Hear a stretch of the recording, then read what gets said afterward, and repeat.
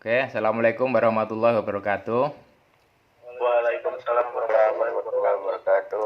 Sebelum kita lanjutkan ke mata pelajaran manufaktur, Bapak akan menjelaskan mengenai menerapkan K3 di tempat kerja.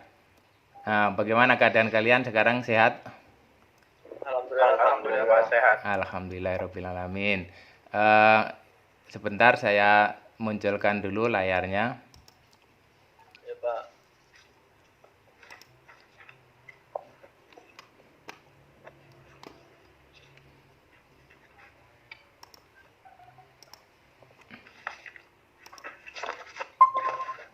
Sudah kelihatan?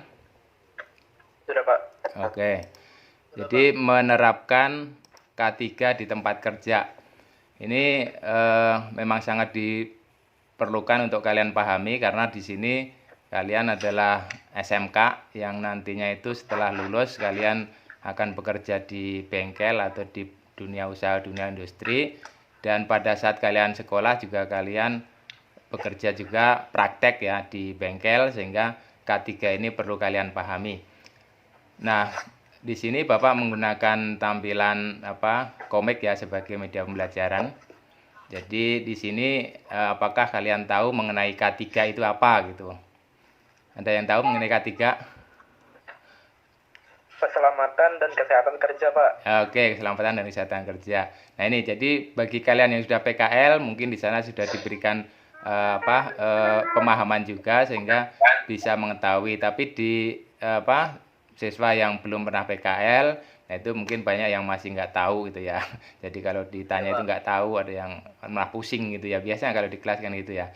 Jadi K3 itu kalau singkatannya ya, K3 itu singkatannya adalah keselamatan dan kesehatan kerja. Itu betul.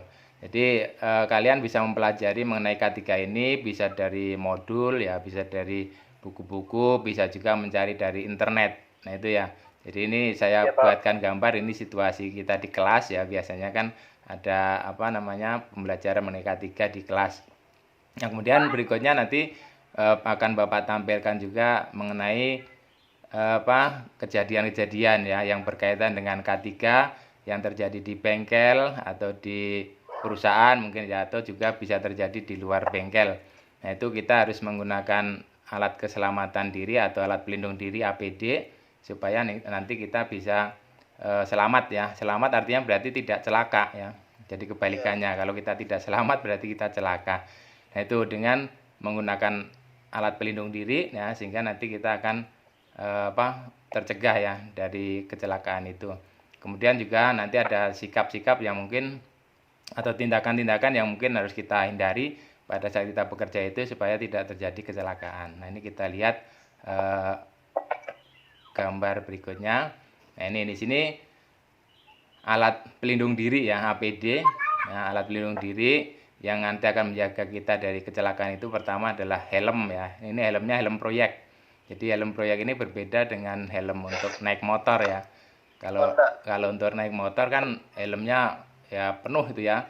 Jadi semua muka ya tertutup ya, kepala semuanya tertutup karena kalau helm motor itu kan menghindari kita dari kecelakaan kalau kita misalkan jatuh dari motor misalnya, itu kan kepala kita akan terlindungi ya secara keseluruhan. Pada saat jatuh mungkin kepala belakang yang kena, bisa kepala yang atas, bisa samping gitu ya, sehingga semuanya harus dilindungi.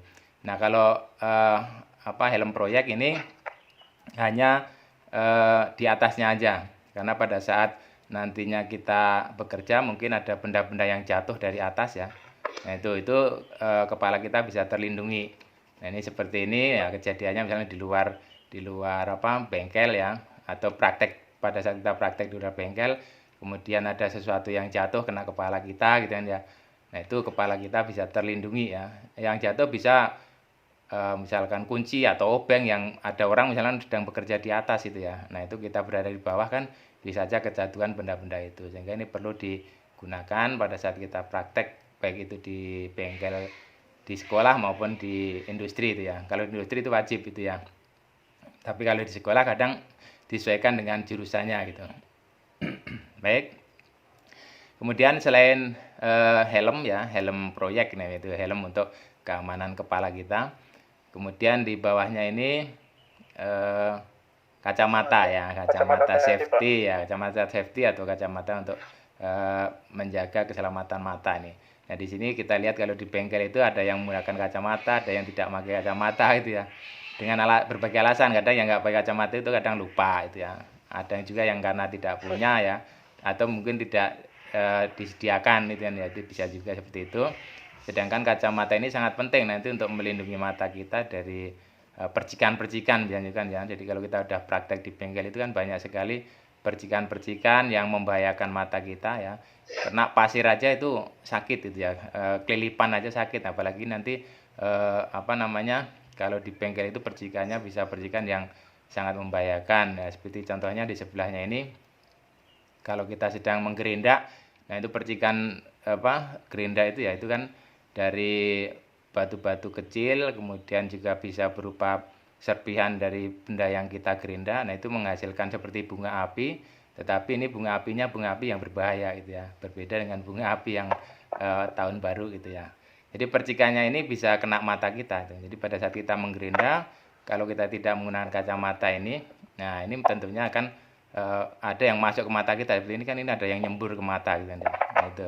Jadi kenapa kita harus pakai kacamata?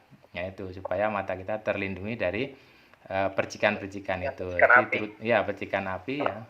Pada saat kita menggerinda, jadi menggerinda menggunakan gerinda tangan, gerinda duduk ya, atau juga pada saat kita membubut itu ya. Jadi kalau kita membubut itu kan juga ada percikan-percikan ya, bekerja di pemesinan itu. Ini alat pelindung diri ya, kita menggunakan kacamata pengaman itu supaya mata kita tidak cedera nantinya gitu. Karena mata ini kan sangat sensitif gitu ya, sangat sensitif. Ya, Pak. Nah, ini kemudian juga mungkin dari debu-debu ya, itu melindungi mata kita dari debu. Ini yang gambar kedua nih sebagai contohnya. Kemudian kita lanjutkan gambar berikutnya ini, alat keselamatan kerja berikutnya adalah sepatu ya, sepatu safety. Nah, ini pada saat kita berada di bengkel itu kita ya wajib menggunakan sepatu ya. Jangan sampai kita kakinya telanjang gitu ya, itu sangat berbahaya. Karena di bengkel itu tentunya banyak sekali apa namanya benda-benda yang tajam, yang mungkin ada juga yang berserakan. Kalau pada saat kita berada di luar bengkel bisa ada paku, bisa ada apa namanya beling kaca ya itu ya. Nah, itu juga berbahaya. Jadi kalau kita praktek di luar, kita juga menggunakan sepatu.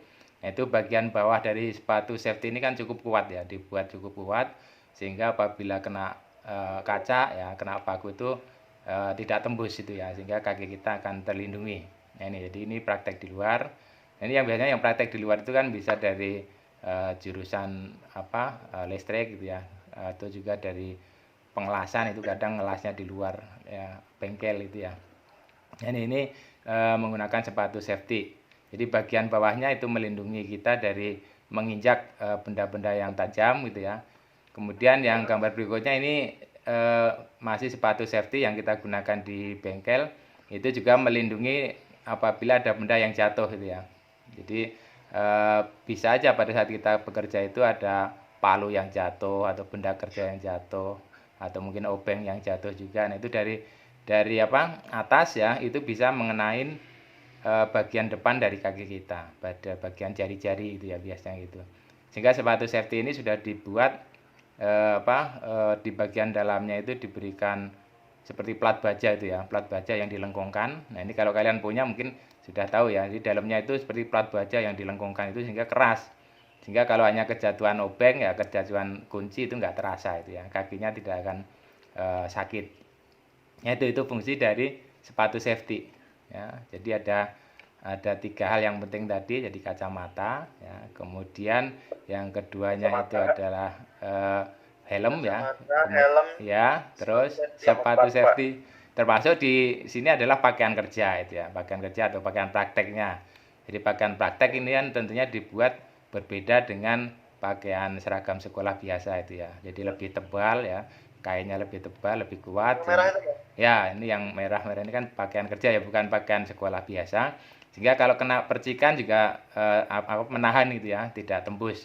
Kalau kita sedang membubut misalkan itu ada bram atau gram ya, yang panas itu kadang terpercik kemudian kena badan kita. Nah, itu kalau kita menggunakan baju safety ya, baju yang praktek itu tidak akan tembus ya. Tapi kalau menggunakan baju seragam sekolah biasa pakai kaos, itu bisa tembus, bisa bolong gitu ya, dan kita bisa luka ya kena gramnya tadi.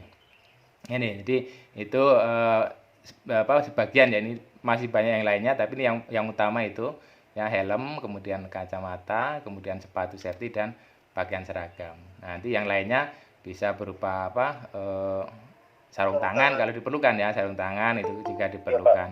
Nah, itu.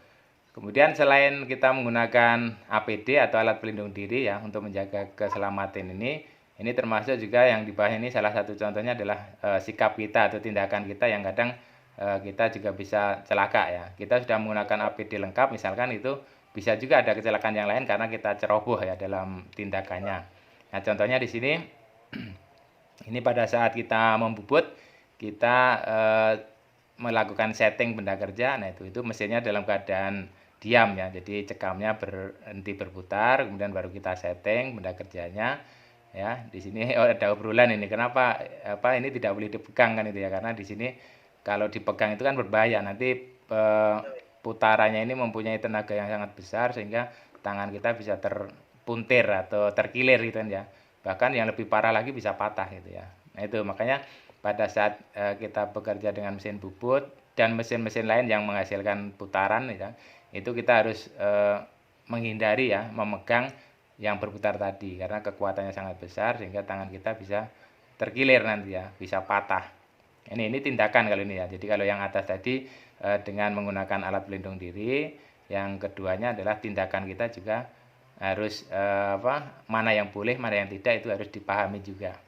Nah, di sini untuk praktek membubut, nah itu nanti bisa dipraktekkan di sekolah. Nah, ini ada kesalahan juga di sini, mereka belum menggunakan kacamata. Nah, itu kan ya, tidak menggunakan kacamata. Nah, ini juga kesalahan pada saat praktek membubut.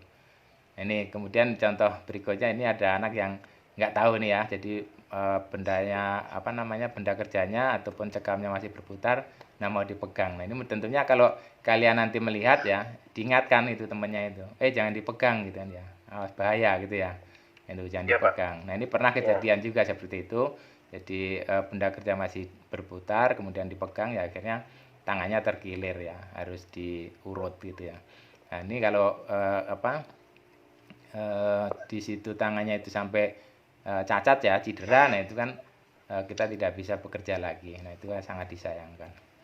Oke, demikian untuk materi mengenai K3 pada pagi hari ini dengan menggunakan gambar-gambar seperti ini, dan nanti bisa kita buatkan gambar-gambar lain, dan untuk kalian belajar supaya lebih menarik ya, bisa diambilkan nanti kalau misalkan kalian sudah praktek di sekolah, bisa Bapak ambil foto-fotonya itu ya, sehingga nanti bisa kita modifikasi sehingga kalian lebih tertarik nanti lah untuk membacanya gitu ya.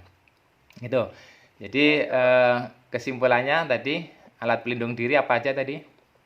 Helm proyek, kacamata safety, sepatu safety, ya, terus sepatu safety, dan baju praktek lah, sarung tangan. Ya, itu baju kerja ya, baju praktek. Oke, itu adalah APD ya, alat pelindung diri. Kemudian salah satu contoh tindakan yang tidak diperbolehkan pada saat membubut apa itu, supaya kita selamat tadi? Iya, Pak. Apa itu? Pada saat bubut yang tidak boleh dilakukan? Jangan menyentuh benda yang berputar, Pak. Ya, jangan menyentuh atau memegang benda yang berputar. Nah, itu supaya kita selamat ya. Ada pertanyaan sampai sini? Cukup? Sudah jelas? Sudah jelas, Pak. Oke, terima kasih. Ya, kalau sudah jelas. Pak, sudah jelas. Ya, terima kasih atas perhatiannya. Mudah-mudahan kalian nanti bisa menerapkannya di tempat kerja, baik itu di sekolah pada saat praktek maupun di lingkungan dunia usaha, dunia industri nantinya. Terima kasih. Bapak akhiri. Assalamualaikum warahmatullahi wabarakatuh. Waalaikumsalam warahmatullahi wabarakatuh.